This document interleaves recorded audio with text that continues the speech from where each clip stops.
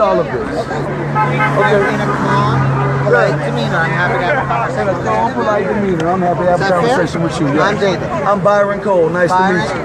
I don't want to be disrespectful. I was simply having a conversation with my boss, and I wasn't pleased. And I apologize if you get slighted by it. I didn't mean any disrespect. I was not focused on your camera. I was focused on my boss. Okay, so let's start here. Right. Let's start right here. Nice to meet you. That disrespect that you just presented right there is the #1 issue in America. I got you on tape, homie, covering up your badge. We live on Facebook, you heard me? And everybody on there saw that. So, see the justice, the substantiation that you're trying to force feed me through your privilege from you owning the stage, the forum, that's over in America. I direct all my people to please follow me and shut down all y'all live feeds. Don't let y'all discuss nothing in America but what really constitutes our issues and what creates these subjects, period. Now, here's what it is. We know that in Louisiana, as soon as the proclamation from Abraham Lincoln came down, Louisiana created the State Farm, which is right now Angola State Penitentiary. They never honored the Emancipation Proclamation. So, what we are under in America is subjugation due to a policing style called the Watchman policing style, where the officer has tons of discretion and he can decide to shoot a man down in the parking lot of a gas station. Whereas where white people live, it's operated under a legalistic system, which has to go by the book, how they uphold the law and how they treat the citizens themselves. I know that. You know that, Fox News know that, CNN know that, and what the deal is y'all will have no more room to air anything in our neighborhoods and benefit off our tragedies unless we're going to talk about what the hell we want to talk about.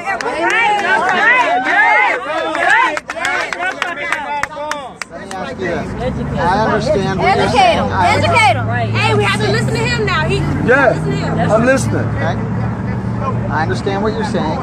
How do we change that situation? Let me finish my question. Yeah. Okay. How do we change that situation to where a discourse and a dialogue can take place, where a discussion can take place, that we can resolve issues? Because shutting down Fox News or CNN, as you said, how does that get your view up?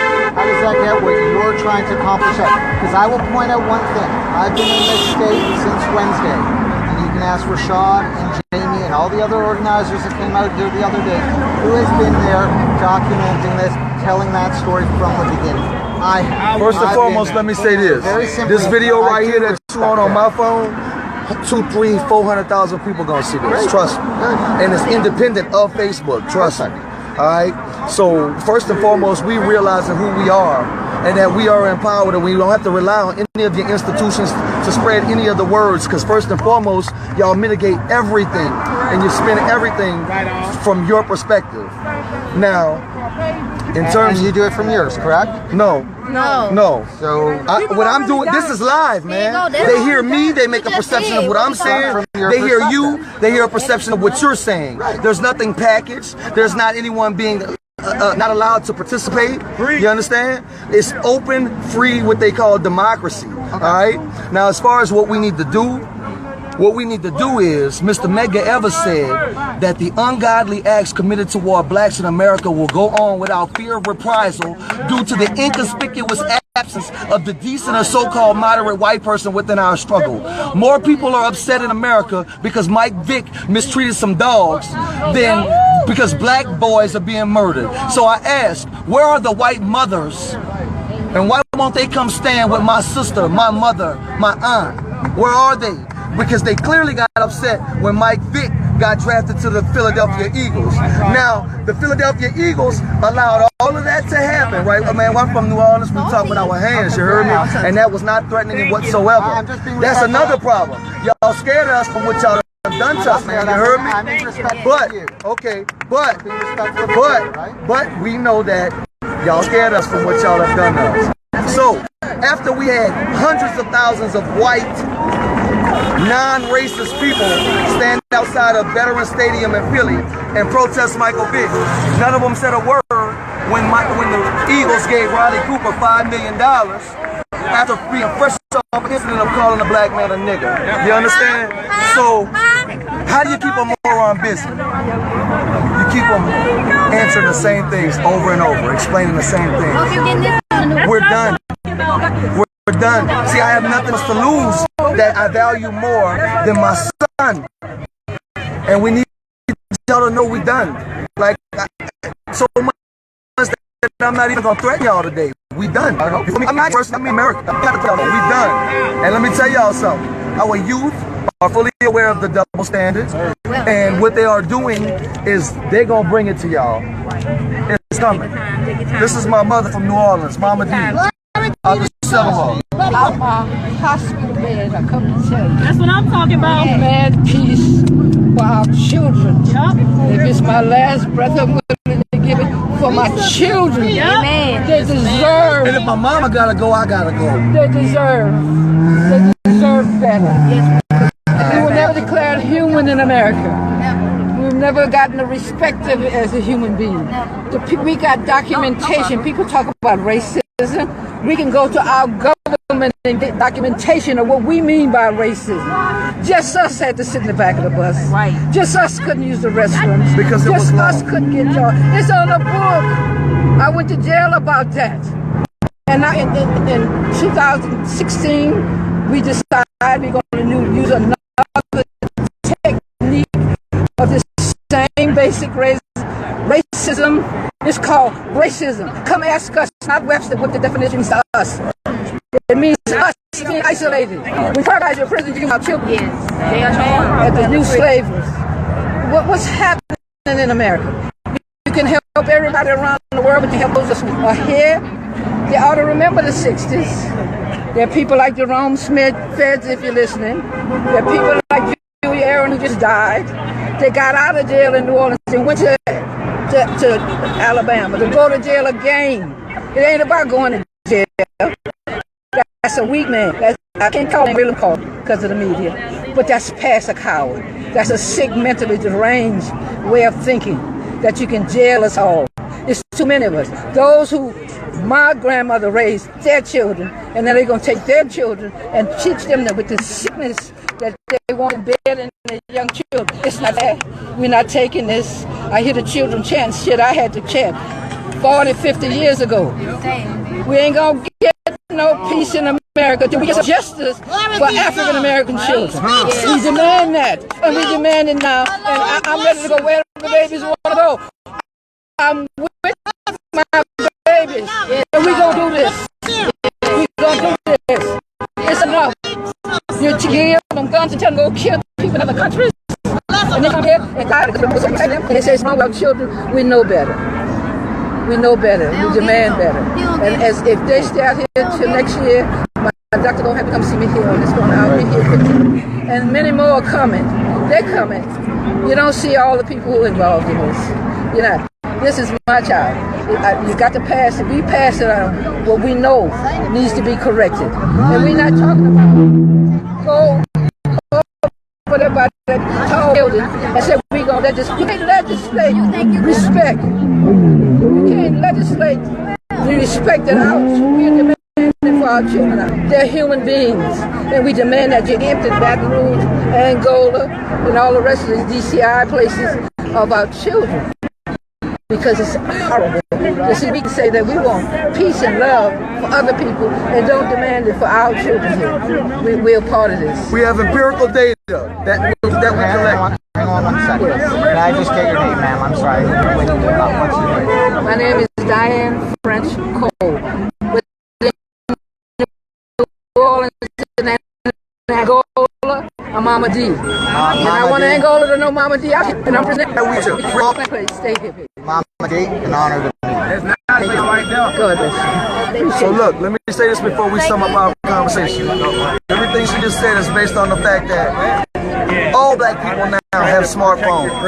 And we're all aware of the contradictions and the double standards. The cat's out the bag, man. We understand. So like, at this point, we're asking America to either come with some reparations, give us the Badlands. All we need is a waterway so we can get out of here and be sovereign, or whatever. But like, we're not gonna continue like this. Really, seriously, can't do it. For real. done talking, really. Thank you. Yes, sir. If you heard my Megan Ellis quote, what you would do is you first give us a bad question. Here's the one thing I'm going to say. Not y'all. I'm me. I don't speak for my got you, Big Chief, right? But I can't. But you by yourself can't make a change, honey. You know what? You by yourself make a change. We all need to do it. So you have to So why you ain't gonna play that? If we all need to do it, why you not gonna play that? Can I not just give him?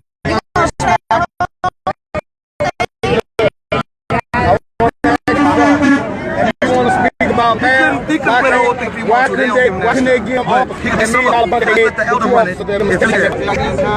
Yeah, I'm talking about, but if you put it up, if you really care, you have my mama on Fox News. Because she just broke it down. And she speaks for most of the New Orleans. What did I just do? Yeah. What did I just do? Yeah. Okay. Just saying, if you ever interview somebody, somebody was speaking for somebody. I just want to give them $1 million bonds, man. That's what I want. Give them $1 million bonds like they done the other officers that made a mistake. Shot that little boy, and I go my ass. That's all I want. You know what I mean? That's what I want. That's too bad. Let's give them $1 million bonds.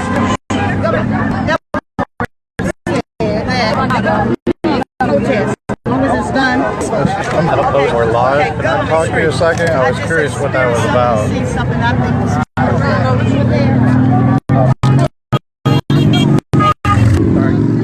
What's your name?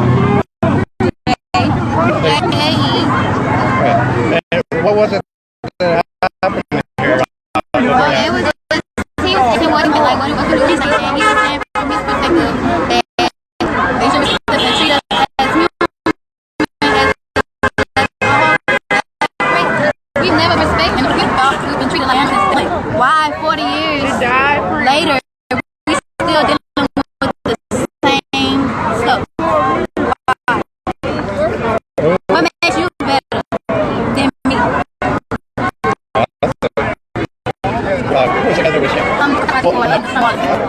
Well, thank you very much. No problem. Thank you.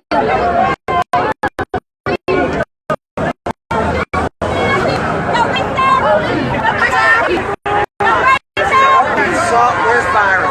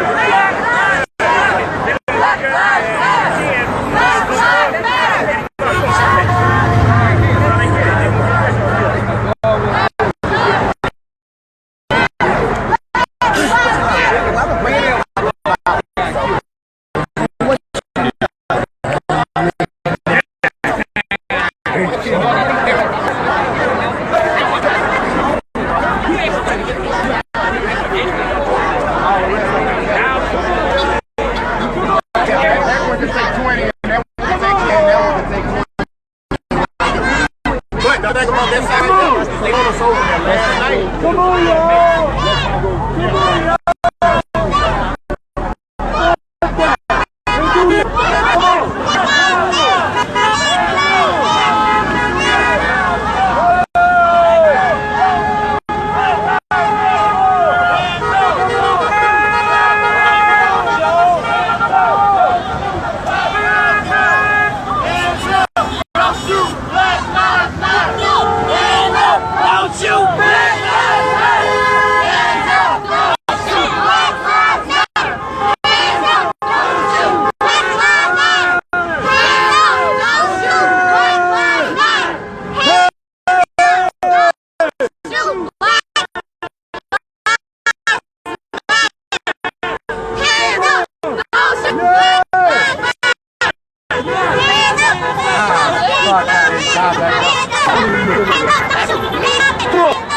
Hey,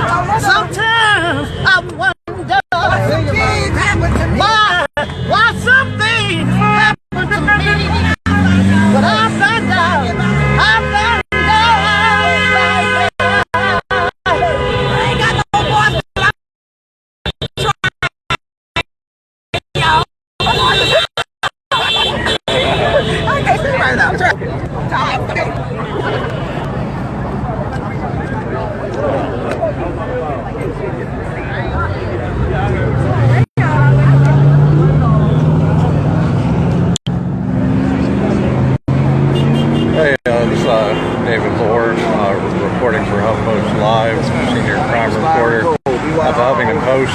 If you're just joining us, we're at the Circle K gas station on Airline Highway, where many of the protests have been taking place the past few nights. Earlier today, there was a march in downtown Baton Rouge. They marched to the Capitol, and that was a pretty peaceful protest. It was after that law enforcement showed up and pushed some of the more rowdier crowd back out of the city area there. And so now people are starting to trickle over here to the Circle K. I've been here probably about 45 minutes to an hour. As of yet, there's been no sign of law enforcement. I mean, they drive by once in a while, but they haven't came here and forth here and everything like they have been doing the past few nights.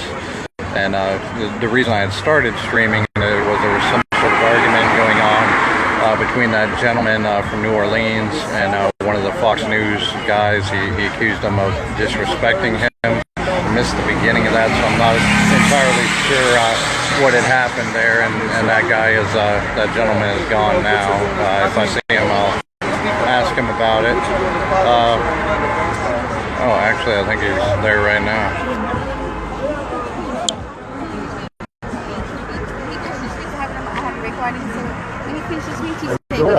We're live on the Huffington Post. Okay. And I was wondering, I saw you were talking to the Fox News, and what had started that conversation? You had said he had disrespected you or something?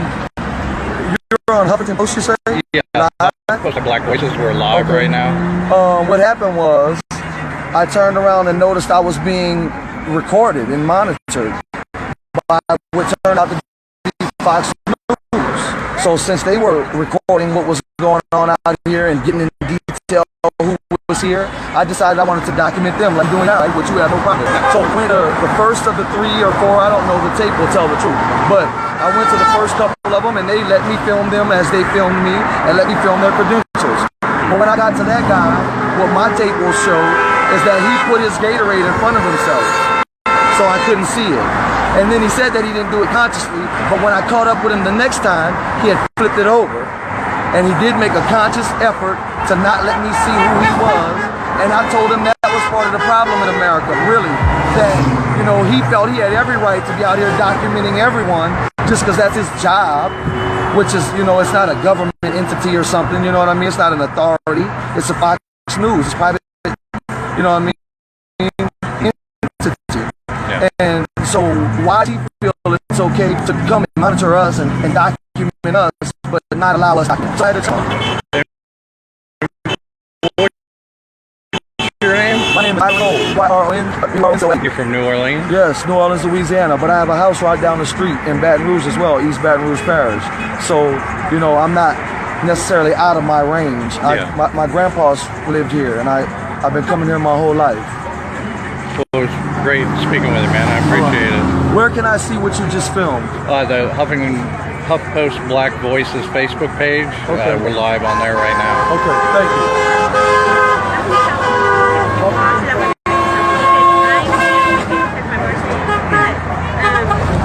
Black people, I mean, from 3.8 black, which is this reparation, you know, what it is, Congress probably, which we're going to have there here again, which is huge. And I am the right-hand person, which is the committee, one for the committee, and I need to bring many people together. It's powerful. And we're looking at all nationalities, so. Oh, Deputy Page, wait, give me a minute. wait. So, but, and then I can just give him my number. Okay. Okay.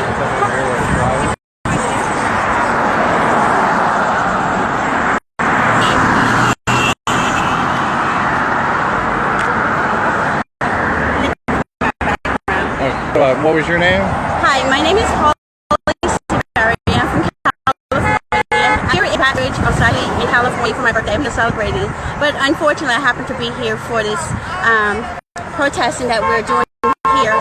But one of the most important things I want to do, since we have so much attention right now, actually I'm a part of reparation back in California.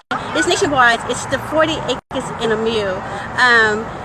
I'm looking for people. I'm one of the coordinators, and what I'm going to do, I'm looking for people to be part of our committee to actually help support it. A lot of people not understanding what 40 acres in a mule is. It's actually slavery,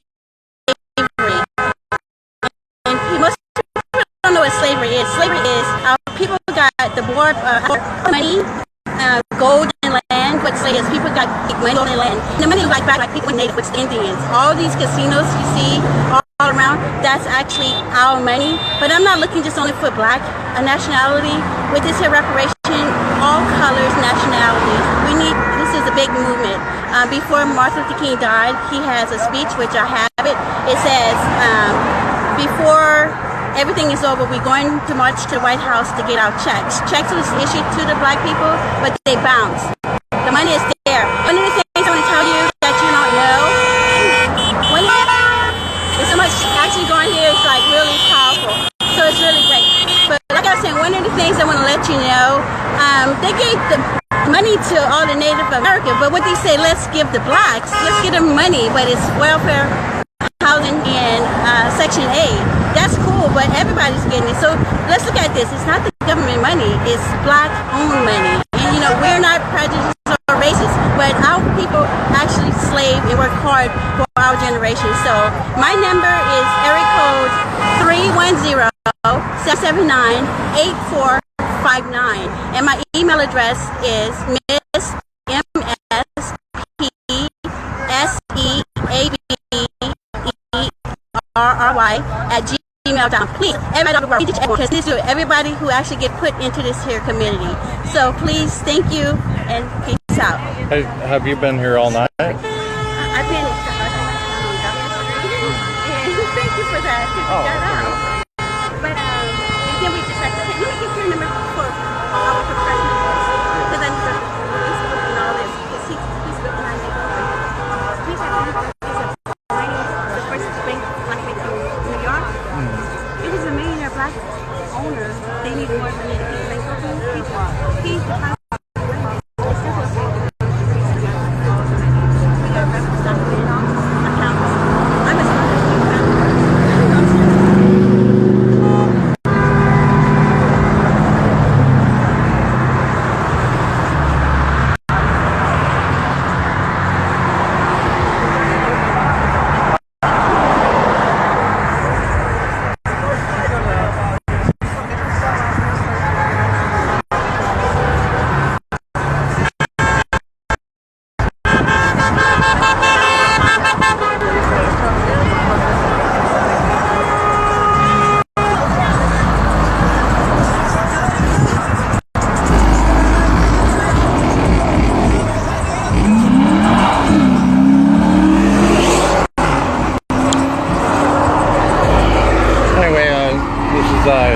David Lohr again. I was just showing you what was going on outside the Circle K here on Airline Highway.